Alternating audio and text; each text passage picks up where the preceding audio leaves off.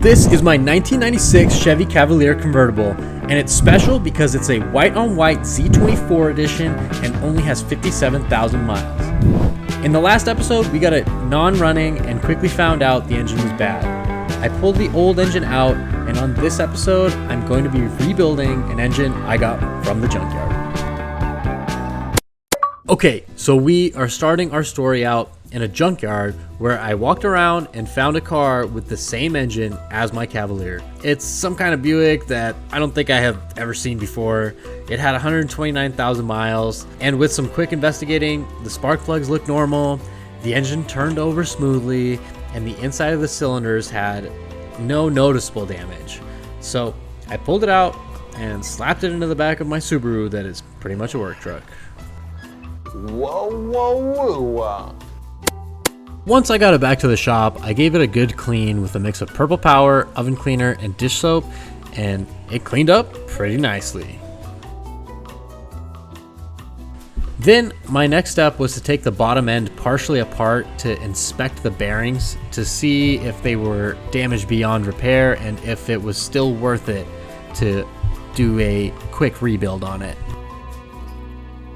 So here's the game plan. I have ordered a bunch of stuff off of Rock Auto to just give this thing a quick rebuild. I'm not gonna take it to the machine shop. We are the machine shop. It's okay though. It's okay, guys. I swear. Don't worry. It's gonna work out.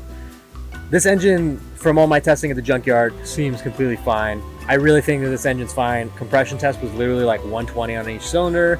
Looking at all the valves, they look okay. Now I've checked the bearings. The bearings have a little bit of wear on them, so that's why I'm like, might as well just rebuild the whole thing real quick.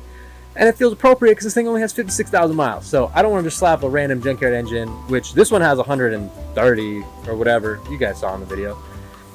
So refreshing it is going to make it last a little bit longer, you know, when we get a nice little engine for this car.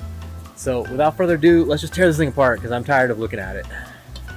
I've already done this one time and I don't want to do this again. And I'm not going to be as detailed just because if you really want to, go watch the last video, because this is an assembly video, right? You know, that's what's more important. So without further ado,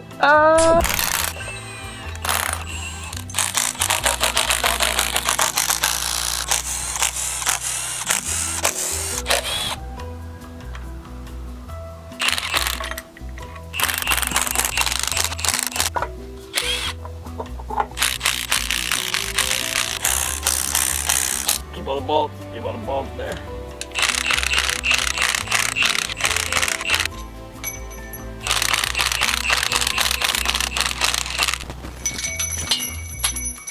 That was stupid.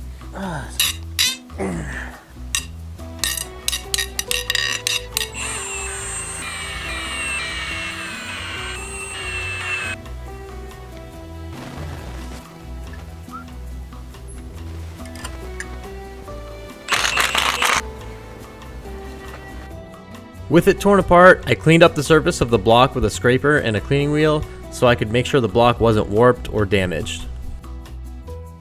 Okay, so now since everything is cleaned off, we can check to see if our block is good.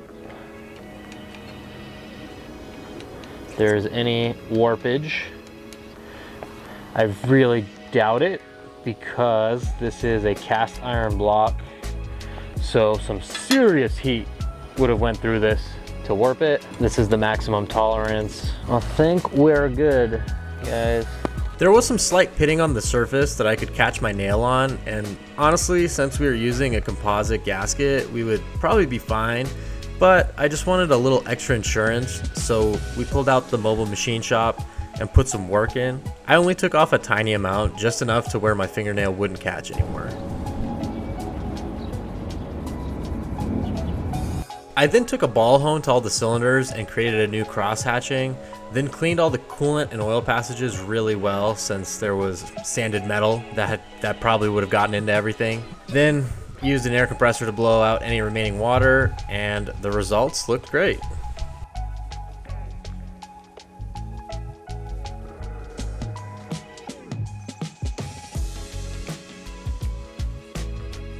I then moved on to polishing the crankshaft with a finer grit sandpaper, a string, and some WD-40, and you can see the difference from right to left. I then installed new main bearings and torqued the crankshaft in place with plastic gauge so that I could check all the tolerances. If you guys were curious, this is the website I'm using for this specific build. Anything that's older than 2013, I use this website. It's called charm.li. It's free. Don't sleep on it. It's amazing and it's really easy. It's got like all the same information as all data. So, but yeah, our main bearing clearances, the largest we can go is 003 and we are 0015. So we are right in the middle of where we should be with these clearances, which is awesome. I mean, that's like right median, definitely perfect. Cleaning all the pistons was probably the worst part of all of this, but once they were clean, I installed new rod bearings and confirmed all the clearances were good here as well. Okay, so I put the crankshaft back in. It's all torqued. I have this plumb gauge.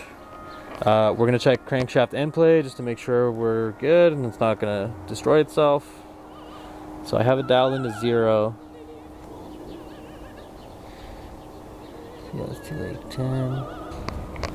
So we're good. I have up to 9, so that's right in the middle. Everything's like right in the middle on this engine, which is awesome. I mean, this is perfect. Okay, so we're making good progress. This thing spins buttery smooth right there, which is fantastic. So next step is going to be piston rings so that then we can put the pistons back in, and then we pretty much have a bottom end other than the oil pump and oil pan and all that nonsense. But as far as main components that I need to measure things on to make sure this thing's not going to immediately get rod knock or explode when it goes back together, that's the hardest part. And then the rest becomes a little bit easier. So we're going to start off with our top ring, and we're just going to get her on up in there. Use a piston, make sure she's flat as can be. And then we're just gonna measure this. Realistically, I don't think I'm gonna have to grind any of these just because this is a stock build. So it's not really gonna matter. So this is the maximum clearance and it does not fit, which is fantastic. So we'll go down the line. It still does not fit. Let's see where you at. So I can barely fit that one in. That's 010. And then 009. Fits easily, so we're 100% in spec on that one. So I'm just gonna go ahead and keep checking all of them. They all have different specs, and if they're all good, I hopefully won't have to grind any, which will be nice. All of the piston rings were within spec, so I installed all of the pistons and torqued them down, and seeing the bottom end back together was super satisfying. But for some reason, I am missing a good chunk of footage where I put the oil pump in and even made my own tool to time it, but it's all missing, so sorry about that, guys.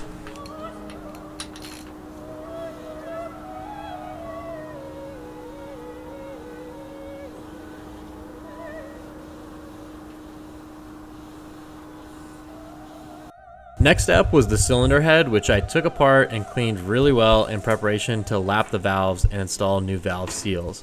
I didn't capture it on film, but 3 of the valves weren't fully seating and leaking some air, so I thought might as well just do the whole thing. I would start lapping with a drill and then finish them off by hand. I did have some issues with the valve seals that came in the kit I ordered and ended up getting OEM ones separately, and they got installed with no issue. Then the freshly rebuilt head went back onto the engine.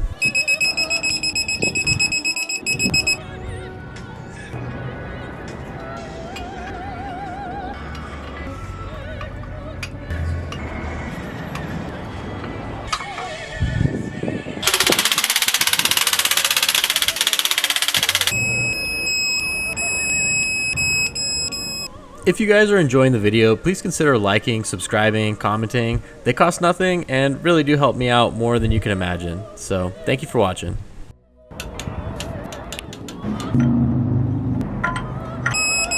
Okay, so my camera batteries died last night, but the engine is timed, water pump is on, everything's connected.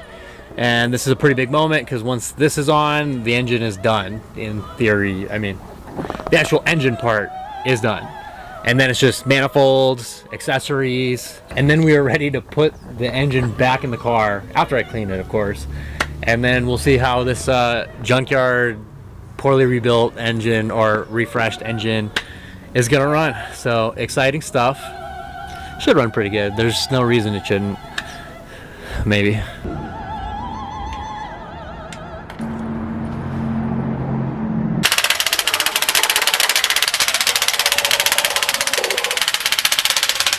Before we finish the video, I do want to take a second to thank anyone who has donated to the channel. You guys are awesome and have really helped me out on this journey, so thanks again. With the engine back together and looking good, I had more confidence in putting it into this weird little car.